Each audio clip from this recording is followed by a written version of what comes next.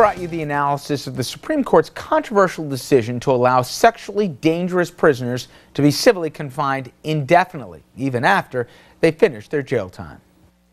This is for the worst of the worst, and it's also for those offenders who are not just evil and criminally inclined, but are mentally defective. So for some perspective on the issue, we're going to bring in Fios One news anchor and legal expert Stone Grissom, and we'll also be joined by a convicted sex offender who is currently being civilly confined, Michael Eason. And Stone, you have dealt with this individual before. This is an individual that's convicted of a sex crime. He served his sentence in prison at McNeil Island, which is an island in Washington State.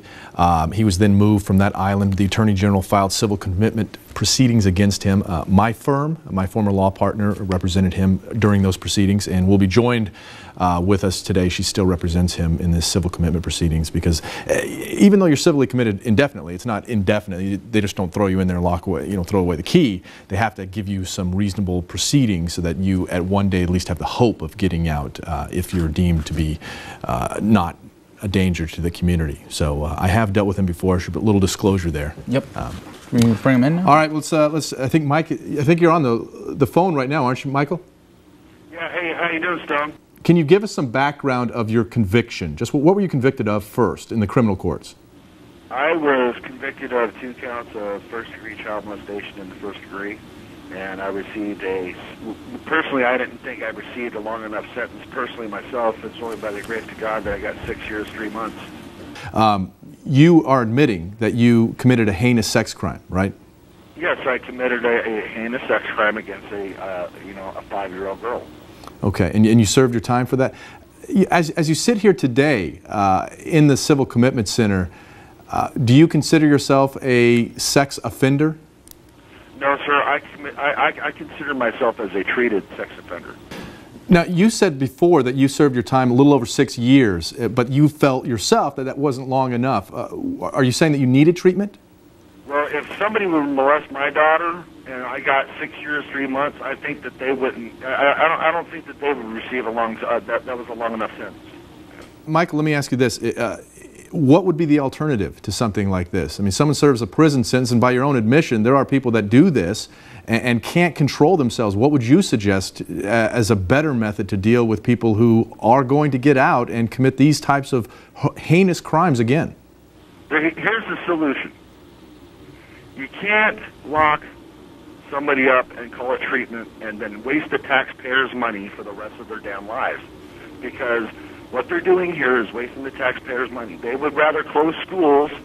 They would rather close schools down and all these other programs for people, but keep open these nice, long, special commitment centers. Michael, this is Richard French. You got an audience at home watching us on TV who's going to say, it sounds like people fighting the urge to potentially relapse, and if they connect it to somebody who's an alcoholic, if they fall off the wagon, well, that's sad in their personal life. The consequences may be relegated to them. If there's a relapse for a sex offender, there's another little child out there and the family and everyone else that's destroyed. What do you say to an audience who say it's just not worth that kind of a chance? It's not worth that risk to take it that this person will harm another child again.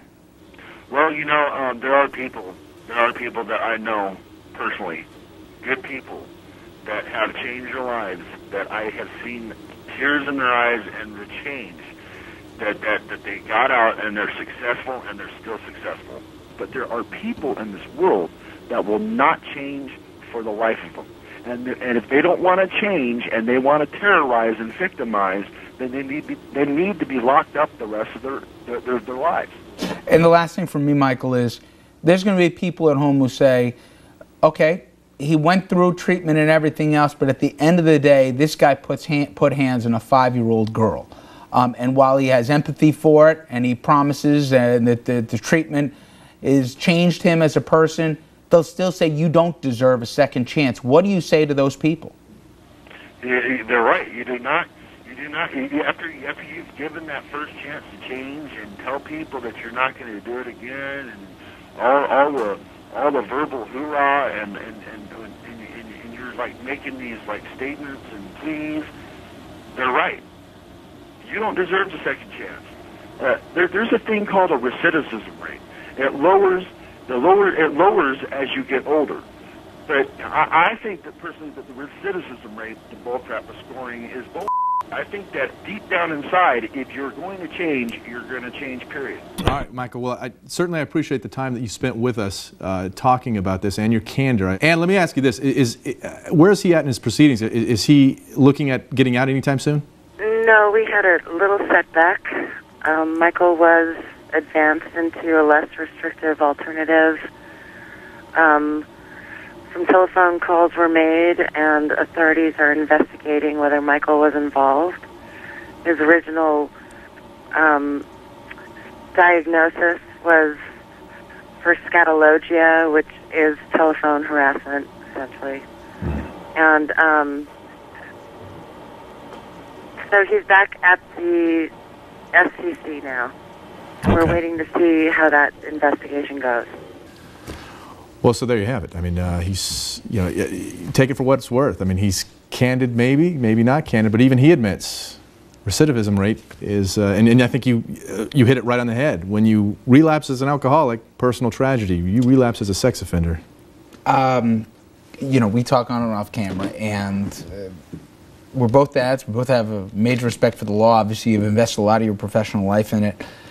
I understand what double jeopardy looks like, or it sounds like. Mm-hmm. I don't know, Stone. This is different. When I hear 5-year-old, without all the remorse, with all the remorse attached, with all the treatment and everything else, a part of me says, well, you know. Yeah, I know. It's one of those things where the law, this is one of those issues where the law, you have to separate the emotional side from the legal side. This was challenged in the 70s on double jeopardy grounds, and the Supreme Court weighed in and said this isn't double jeopardy. And the reason they said it, that's why you have a different facility. That's why when I asked him to describe that facility, it is a little bit different, and that's what the Supreme Court said. You can't put him in prison. Even the physical aspect of the facility he's in, and whether it's prison or hospital, in the end, he isn't given freedom even after he serves his term. And I guess where I come down, and this is what Michael himself said. He goes, let's stop going through the charade. If society says you do a certain kind of a crime, you never get to get out again. Right. Then why go through the treatment and everything else? And I thought that was illuminating, in that maybe that's what we're talking about. If you're going to have civil confinement on the books, why go through the charade, to use his words, of going through treatment if you're never going to let him out? Why not make it for rape? Why not make it for other crimes too, that you can and people might benefit from the treatment? And how, again, really, to society's satisfaction, can you decide which ones are cured and which ones aren't? And that's a huge problem right now. There are no studies out there that definitively say that you can be cured from being a sex offender. There just aren't. In fact, most psychologists, if they're truthful with you, behind closed doors will say, there's no cure for this. These people really aren't curable. They're going to go out and do this again. Or at least they're going to have the tendency. Nobody does that to a child if they're of sound mind. It's so off base. It's so against human nature that you can't help but think that there is something really wrong cognitively with these people. The same way a serial killer, not exactly like a serial killer, but the same way that there's just something wrong, that they just do this. It's just so off base. Thank you, Stone. All right, everybody.